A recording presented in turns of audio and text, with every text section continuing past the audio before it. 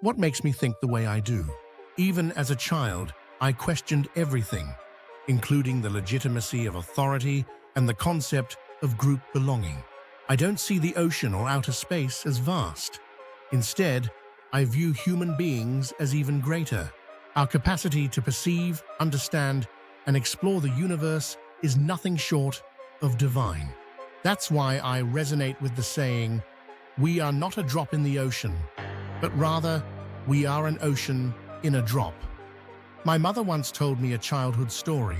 She said she gave me a piece of fabric to take to our next-door neighbor, but instead of delivering it, I walked right past the neighbor's house and continued on to the main street. Eventually, one of my grandfather's friends spotted me walking alone and asked where I was going. I simply replied, "Father," as if I weren't lost, because I didn't think I was. Nothing bad happened, but it became a funny family story. And in many ways, I believe I'm still walking, still moving forward and expressing my views about life. I don't feel lost. Instead, I see humanity as marked by a flaw, a black smudge on our collective face. And that mark comes from our political affiliations and the groups we cling to. Even at this stage of our evolution, the politics of group identity remains one of the greatest problems we face. Just look at history. Time and again, we rob one another of love, fueling the fires of conflict and war. Yes, my constant questioning has often gotten me in trouble. I believe that's part of the reason I left my country. But I didn't leave because I didn't belong. I left to keep walking, to go further. Unfortunately, while walking forward should be encouraged, the reality is that we need politics to run our governmental systems. So we can't completely escape the politics of group belonging. That said, change is happening, and quickly. Humanity has stepped up on the ladder of evolution. Until recently, we had never earnestly pursued equal rights for individuals. But now, people around the world are not only demanding equal rights, they're also increasingly willing to grant them. Leaving my country wasn't about being unfit or unworthy. It was about continuing my journey. Sure, I often felt out of place, especially when I realized I couldn't openly question my community or the group I belonged to. That's ultimately what brought me to Canada. I've never believed in human irrelevance. We cannot and should not limit ourselves to boundaries shaped by political divisions. Our political ponds, streams, and even rivers of knowledge aren't just restrictive. They can be downright dangerous, especially when nuclear or biological weapons are involved. As evolving beings, any and all boundaries tied to political identity should be challenged. God, spirituality, and justice have nothing to do with political affiliation. Our self-imposed caps and boundaries may exist, but they are not divinely sanctioned. If evolution is part of our natural design, then we should not be confined by man-made divisions. No matter how you slice it, the politics of group identity runs counter to the divine order. Here's something to think about. No matter your school of thought or how passionately you believe in your group, mortality teaches us one undeniable truth. There is no ultimate security for beings like us. If you're taught that your group offers you security, ask them if they can shield you from aging or death. If they can't, they'll likely offer you the promise of security in the afterlife. But remember, you'll have to die first to find out if that promise holds any weight. Too often, our groups exploit our physical existence for political gain. Their motives must be questioned, especially if they ask us to commit spiritual crimes in the name of God or community. If someone promises you heaven only after you die, you have every right to question their political motives. As a mortal, I believe my faith should remain pure and spiritual, untainted by politics. To me, spirituality should be rooted in three things: one God, pure spirituality, and one universal justice system.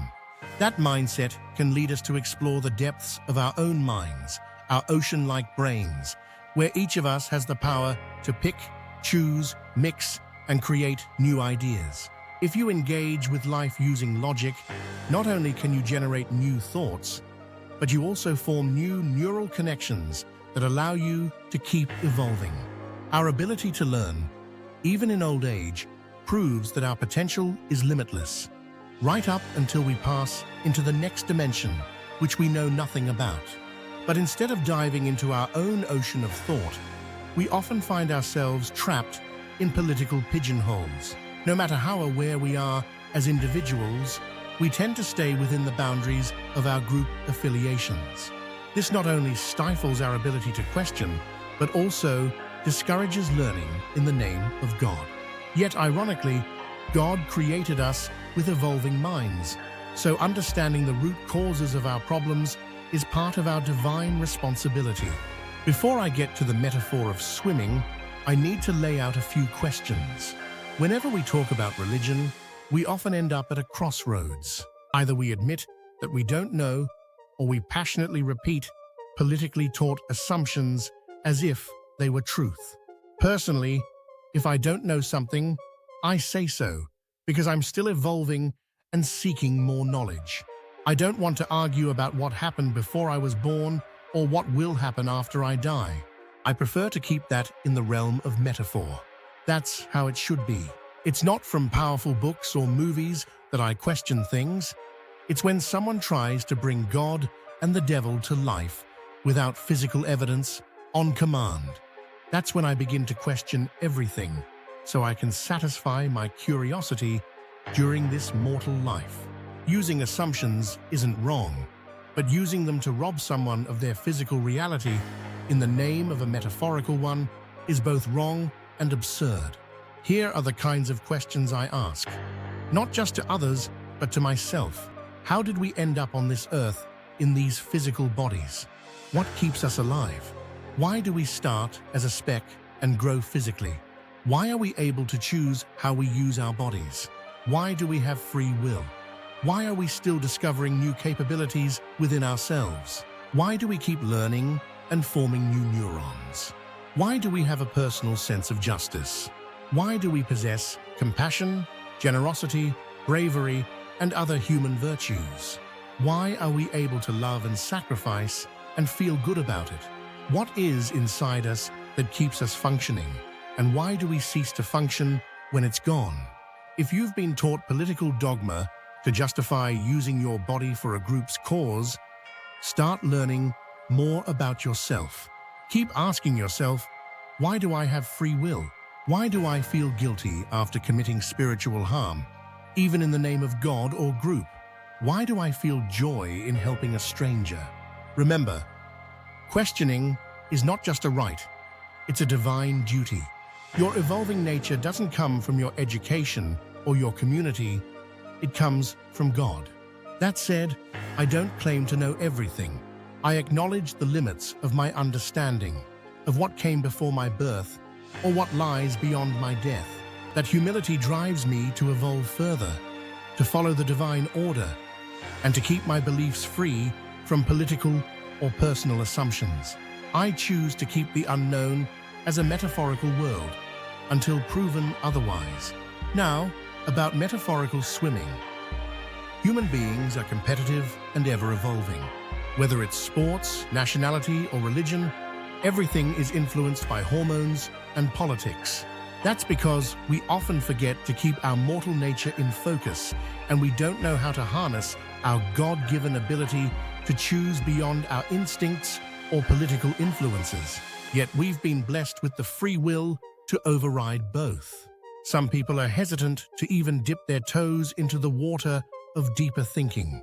Others are swimming far and deep, blessed with courage and curiosity. You can play it safe or learn to swim. Models and examples are all around you. But remember, we all run out of time eventually. So, think carefully before diving into anything that could rip your mind apart or shatter your faith. Until we evolve further, let's not kill each other over beliefs rooted in the metaphorical world, especially when those beliefs are polluted by political assumptions. Let the metaphorical world remain metaphorical, at least until it's proven otherwise. I believe in putting in the effort and living boldly, but not at the cost of joy or peace. Faith should help us find balance. It should teach us not to envy those who swim deeper or look down on those who are hesitant to begin. We can all learn to swim deeper with the help of spiritual tools like hope and optimism. And yes, we may die trying, but isn't that better than never trying at all?